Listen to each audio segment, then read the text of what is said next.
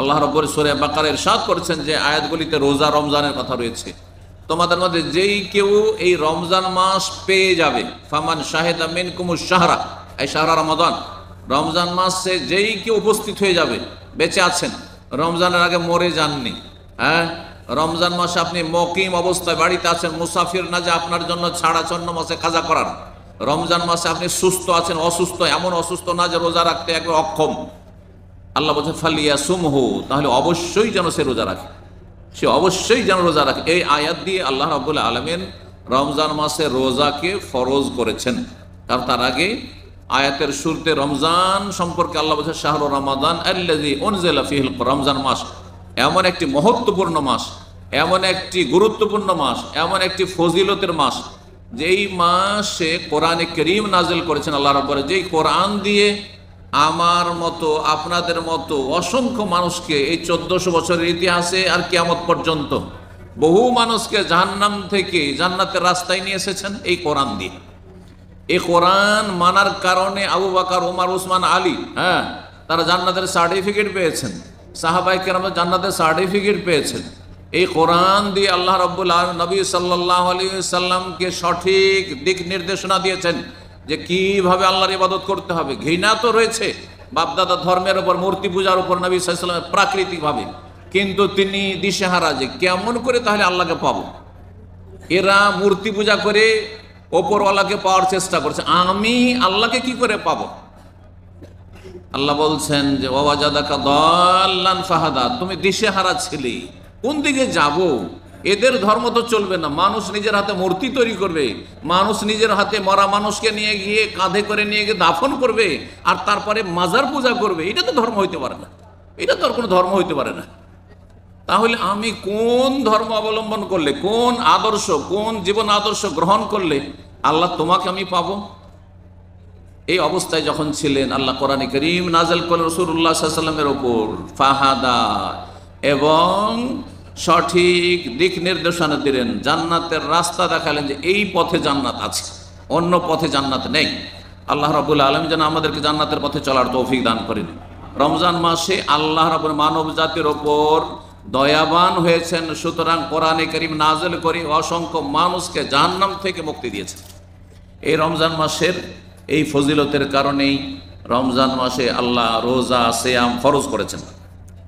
রমজান মাসের রোজা এবং রমজান মাসের অন্যান্য যে ফরজ নফল আরও ইবাদত বন্দেগী রয়েছে, রমজান মাসের সিয়াম ফরজ, কিন্তু অন্যান্য আরও বহুমুখী ইবাদত বন্দেগী রয়েছে, যেগুলি সুন্নত, নফল, মুস্তাহাব, তারাবি ইত্যাদি, কোরআন তেলাওয়াত, জিকির, আজকার, দুয়া, আরও বহু ইবাদত রয়েছে, ইতিকাফ, লাইলাতুল কাদার।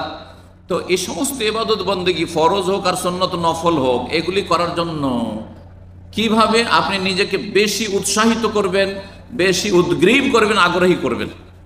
দেখেন, এক মায়ের 5 ছেলে, সবাই কিন্তু একই রকম না, যেমন 5টি আঙুর সমান না।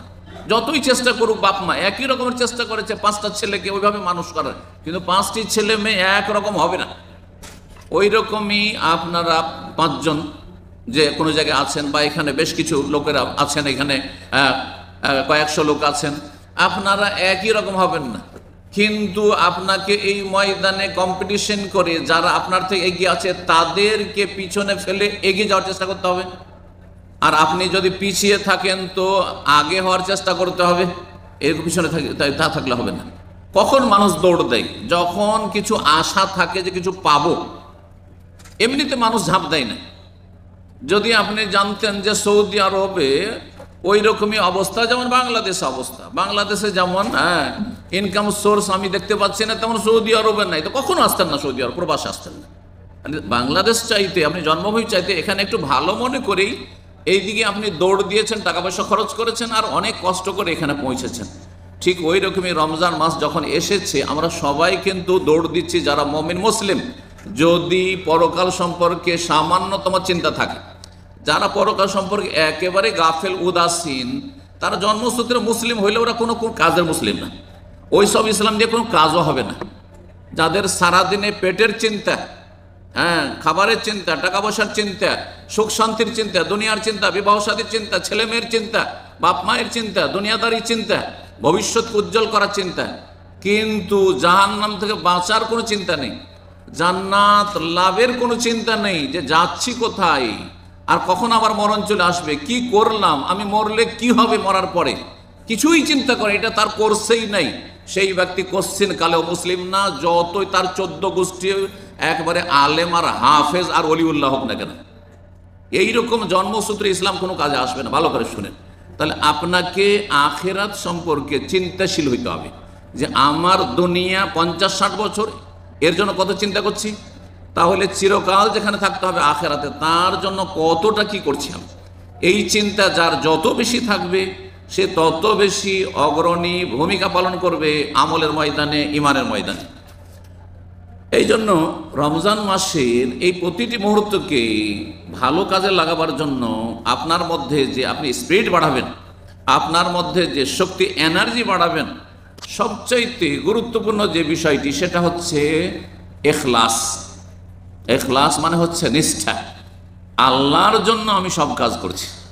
এখলাস মানে দুনিয়ার কোনো গরজে করছি না, কার জন্য করছি, আল্লাহর জন্য করছি, যিনি জান্নাতের মালিক, যিনি জাহান্নামের মালিক, যিনি হায়াতের মালিক, যিনি মৌতের মালিক, যিনি ইচ্ছা করলে আমাকে সব সময় সুস্থ রাখতে পারেন, যিনি ইচ্ছা করলে আমাকে দীর্ঘায়িত করতে পারেন, যিনি ইচ্ছা করলে এখনই আমাকে ধ্বংস করে দিতে পারেন, সারা বিশ্বকে ধ্বংস করে দিতে পারেন। কোন একটি কথা বলে সারা দুনিয়াকে ধ্বংস করে দিতে? সারা দুনিয়াকে করোনার যুগে আল্লাহ থামিয়ে দিয়েছিলেন, সারা দুনিয়ার সমস্ত যানবাহনকে আল্লাহ একবারে থামিয়ে দিয়েছিলেন, মরুভূমিতে এরোপ্লেন পার্কিং করে সরে পৌঁছে যাচ্ছিল।